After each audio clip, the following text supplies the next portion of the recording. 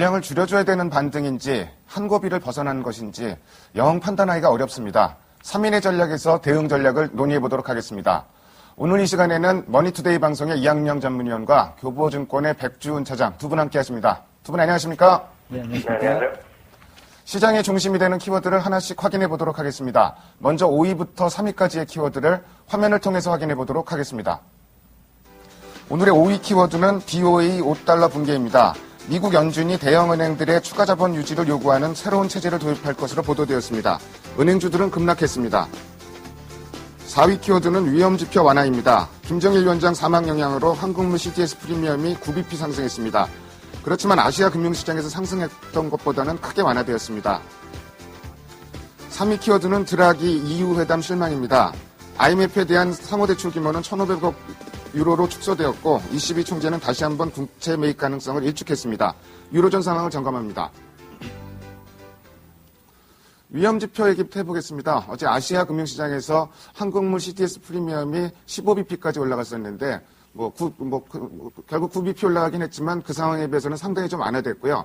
상당히 좀 걱정됐던 부분이 어제 장중에 환율이 1,199원까지 막 치고 올라갔었는데 오늘은 1,160원대로 좀 떨어지는 모습. 여러 가지가 일단은 하루 만에 좀 안정을 되찾고 있는 모습입니다. 이학년 위원께 좀 여쭤보겠는데요. 글쎄요, 단기적인 위험, 이런 쇼크에서는 좀 벗어났다고 봐도 될까요? 네. 저는 이런 생각이 드네요. 어저께 말씀하신 대로 환율이 상당히 어저께 급등했었는데요. 오늘 이미 미국에서 마감된 새벽 시장에서는, 마감 시장에서는 결국은 환율이 조금 좀 아래쪽으로요. 좀 안정세를 보이는 만큼으로 좀 모습을 보였고요. 또 하나는 우리가 이제 항상 우리의 지렛대로 삼는 MSCI 한국 지표가 4.5% 정도 내려갔기 때문에요. 어저께 우리 시장의 하락분, 그리고 뉴욕 시장에서의 글로벌 마켓 하락분 정도 고려한다 그러면 실제로 더 이상 못 빠질 것은 없다라는 생각을 했습니다. 오늘 시장에 대한 결론은 일단 잠정적인 생각을 이렇게 갖고 있습니다. 결국은 어저께 우리가 12시 현재 북한에서 소식이 나오면서 주가 급락했을 때 딱 시점 가격이요. 1790에서 1800 수준이었기 때문에요. 일단 어저께 북한의 리스크가 확대되면서 주가 급락했다 반대한 것에 대한 일단은 마무리는 일단 됐다고 봅니다. 물론 이런 것이 장기적으로는 여전히 불확실성이 남아있죠. 어떤 정권 교체가 확실하게 좀 안정적으로 되는지에 대한 우려감도 있을 것이고요. 또 대한민국 정부의 반응, 중국의 입장 등등이 여러 가지가 있어서 완전히 어떤 불안율이 사라질 수는 없겠지만은요.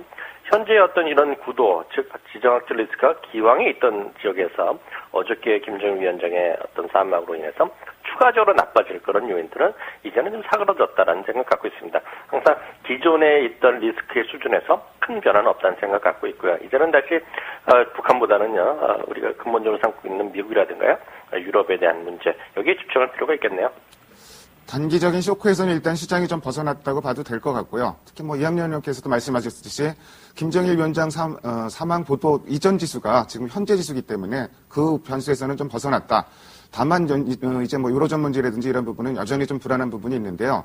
유로존 어제 또 부정적인 소식들이 계속 좀 들려오고 있습니다. IMF 상호대출하는 부분에 대해서 기존에 2,000억 유로 했던 거를 영국이 불참하면서 1,500억 유로로 좀 줄어들었고 드라기 총재는 또 국채 매입 없다.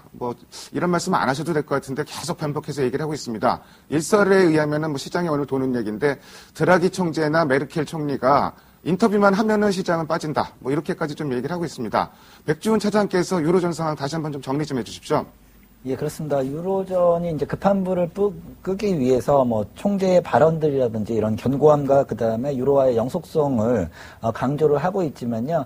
실질적인 이러한 부분들은 좀 정치적인 색깔이 강하다라고 볼 수가 있겠고요. 실질 ECB라든지 ESFB를 통해서 효과적으로 재정 위기를 갖다가 넘길 수 있는 방안이 나오지 않는다라고 하면 이러한 코멘트를 통해서 시장이 안정되기에는 좀 역부족이라고 판단이 들고 있습니다.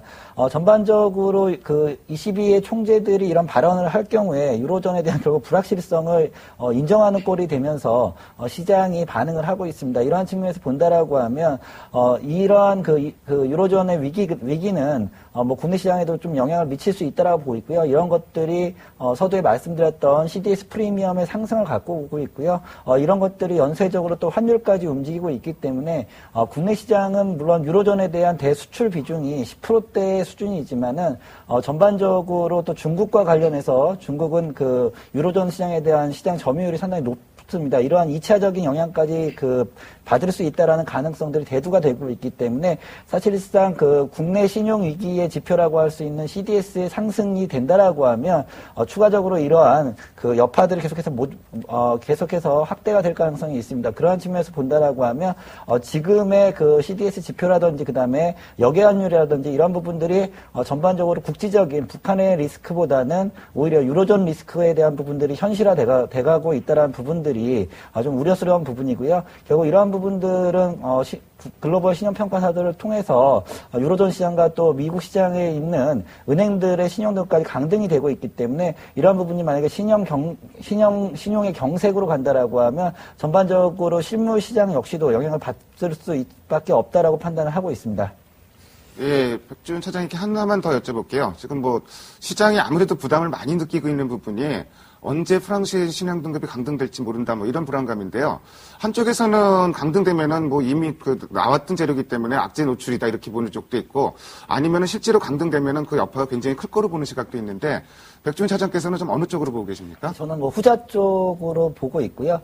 결국은 이런 신용 등급의 강등은 계속해서 말씀드리는 부분이지만 그동안의 이런 유로존의 재정 위기가 결국은 수치화되고 데이터화돼서 글로벌 평가사 등을 통해서 은행이라든지 국가의 신용등급이 강등이 되고 있습니다.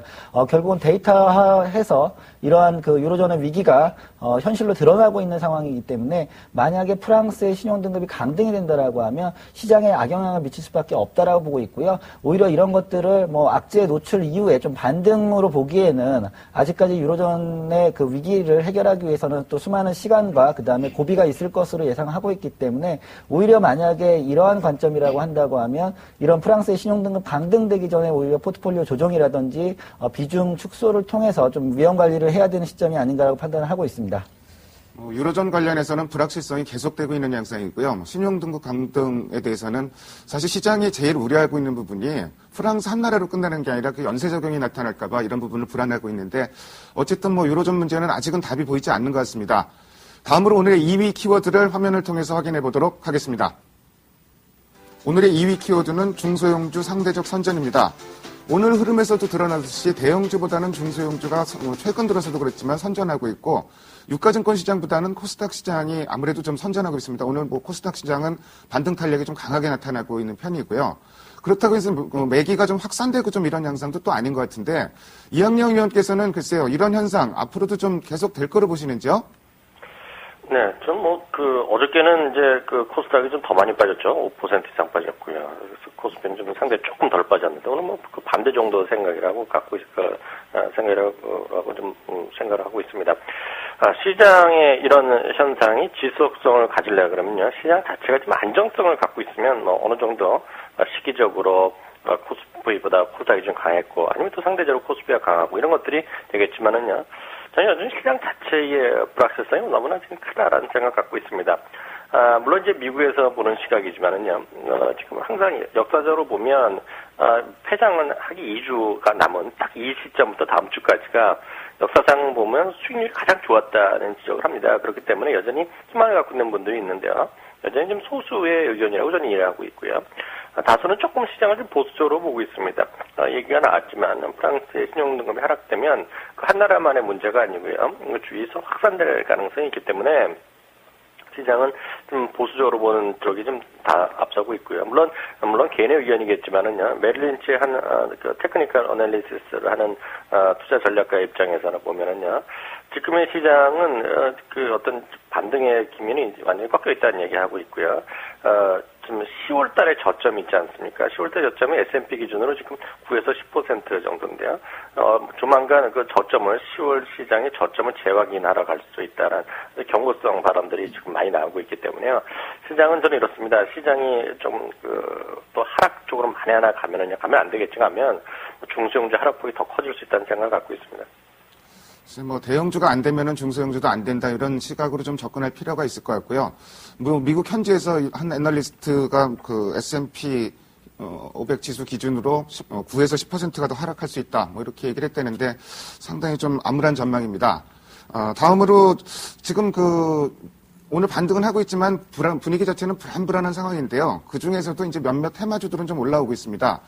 방산주 같은 경우는 사실 지금 뭐 접근하는 게 맞는지 안 맞는지 좀 이건 좀 얘기가 좀 모호한 것 같고요. 뭐 엔터테인먼트 주식이라든지 뭐 PCB 관련 회사들 이런 회사들 뭐 여러 가지 이제 올라오고 있는데 백주훈 차장께서 지금 현 시점에서 물론 여건은 불안한데 뭐 관심 가져볼 만한 테마나 업종이 있으면 좀 말씀해 주십시오.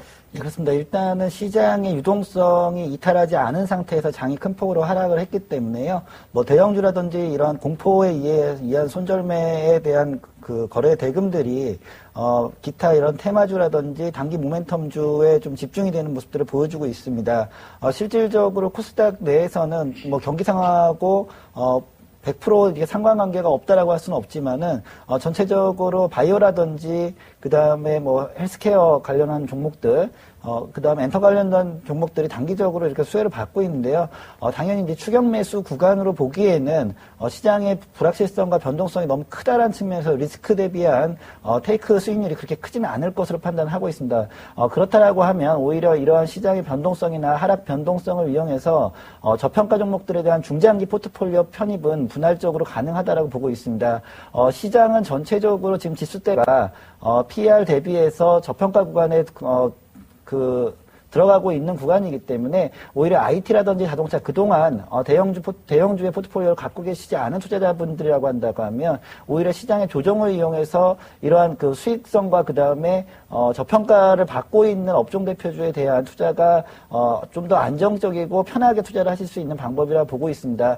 물론 연말 배당이라는 부분들도 있기 때문에 이런 측면에서 오히려 뭐 중소형주 테마주에 대한 편승보다는 이러한 조정을 이용한 대형주에 대한 편입이 유효할 것으로 보고 있고요. 뭐 은행주 역시도 지금 역사적인 저평가 구간에 들어가고 있기 때문에 좀 긴 안목으로 보신다라고 하면 그리고 추후에 유로존 위기라든지 이런 북한의 위기가 해결된다라고 하면 제자리를 찾는 이런 뭐 키맞추기 장세가 나온다라고 하면 오히려 대형주의 수익률이 이런 개별주의 단기적인 수익률을 충분히 커버할 수 있으리라고 판단을 하고 있습니다.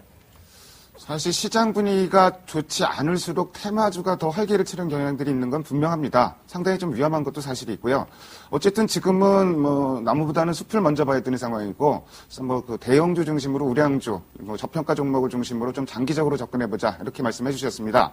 다음으로 오늘의 1위 키워드를 화면을 통해서 확인해 보도록 하겠습니다. 오늘의 1위 키워드는 시장 제한적 반등입니다. 낙폭 과대 인식으로 급락 하루 만에 반등을 시도하고 있지만 분위기는 아직은 좀 낙관을 하지 못하는 분위기입니다. 뭐 반등 연속성도 지금 아직은 확신하기는 좀 어려운 상황이고 이제는 거꾸로 이제 1800대 안착이 될지 안 될지 좀 그 의구심까지 좀 일각에서는 좀 그 제기를 하고 있는데요. 이학년 위원께서는 글쎄 오늘 반등하고 있는데 물량을 줄여야 되는 반등인지 이런 부분에 대해서 좀 말씀해 주시고요. 그리고 전체적인 전략도 같이 말씀해 주십시오. 네, 제가 현재 권고하고 있는 주식 비중은 50에서 60%입니다. 뭐 8, 90%가 넘나들고 있는 주식을 갖고 있다 그러면 물량을 좀 줄이는 게 맞다. 10%라도 좀 줄였으면 하는 생각을 갖고 있습니다. 그렇지 않으면 기본적으로 현재는 관망 구간이고요. 실제로 그 어떤 그 지지선과 저항선을 다시 한번 확인드리면 어제 저점 있지 않습니까? 장중 저점 1750. 그리고 위로는 지난번에 지지선이었던 1820 정도를 제시해드리고 있고요. 이번에도 마찬가지입니다. 그 저점 매수 이런 걸 자꾸 현혹되지 마시고요. 그 지지선이라든가 저항선을 뚫고 올라가거나 내려갔을 때 이탈했을 때 그 방향에 따라서 추격해서 매매하는 어떤 전술을 다시 한번 제시해드리고 있습니다. 만에 하나 그 1750까지 이탈하면은 추가적인 하락도 가능성을 우리가 배제할 수 없다는 생각을 갖고 있습니다. 시장은 저는 이렇습니다. 그 어떤 종목군을 보면 어떤 테마성 주식이라든가요. 그리고 뭐 많이 빠졌다 이런 이런 관점을 갖고 매매하는 건 뭐 상당히 위험하다는 생각 갖고 있습니다. 은행주도 예를 들면요. 뱅크 오브 아메리카가 8구를 할 때요. 우리 워렌 버핏이 대규모 자금이 들어갔던 기억이 있습니다. 세계에서 제일 그 돈을 잘 번다는 제일 연봉이 비싸던 딥보베 은행 애널리스트도요. 8불 때 내년도에 더블 간다 그랬습니다. 목표가 15불이라고 그랬는데요. 지금 5불이 깨지는 것이 바로 오늘 키워드 첫 번째 얘기였습니다. 우리나라 은행주 대부분 연초에 다들 더 좋다는 증권사에서 한 종목씩 다 들어가 있는데요. 웬만한 은행주가요. 적게는 올해 고점 대비 40% 떨어졌고요. 많게는 절반 가까이 떨어진 은행주가 속출하고 있습니다. 싸다고 주식을 살 때는 여전히 아니라고 생각합니다. 뭐 지수 밴드 1750에서 1820 정도 제시를 해주셨고요. 뭐 요 밴드상으로 보면 현재는 좀 관망해야 되는 구간이다. 그리고 시장을 뭐 지나치게 비관적으로 볼 필요는 없겠지만 일단 주변 여건이 워낙 어지럽기 때문에 일단 뭐 지지선 이탈 가능성도 뭐 전혀 배제하지는 못하고 좀 어느 정도는 좀 열어놔야 된다. 뭐 이런 말씀도 좀 해주셨습니다. 다음으로 이제 그 유로존 리스크 외에 최근에 G2 모멘텀도 그다지는 좀 강하지 못한 상황이고 오히려 좀 긍정적인 요인보다 좀 부정적인 요인들이 좀 많이 나오고 있습니다. 백주훈 차장께서 앞으로 일정이나 이런 부분들 체크해 주시고요. 그리고 전략도 같이 말씀해 주십시오. 예, 그렇습니다. 저도 역시 뭐 그 서두에 말씀해 주신 연구위원님의 말씀을 좀 동감을 하고 있고요. 유로존의 리스크들은 다시 연말에 들어가면서 G2 회담이라든지 이러한 부분들을 통해서 해결 방안들은 모색이 될 것으로 보고 있지만요. 결국은 그러니까 유로존 내에서 그 의결권들을 갖고 있는 이런 강대국들의 그 결단적인 의사 표현이 없다라고 하면 지속적으로 기간 리스크를 갖고 갈 것으로 보고 있습니다. 국내 시장 역시도 이러한 측면을 본다고 하면 연초 시장까지의 박스권 장세와 그다음에 우하향되는 조정 장세가 이어질 것으로 보고 있고, 저 개인적으로 판단하는 지지선들은 한 1730선 정도를 예상을 하고 있습니다. 전일에 그 대량 거래를 수반한 상태에서 지수 저점을 찍고 뭐 꼬리를 달고 반등을 하고 있고, 오늘 역시도 그 기술적인 반등 선상에서의 반등을 하고 있다라 보고 있습니다.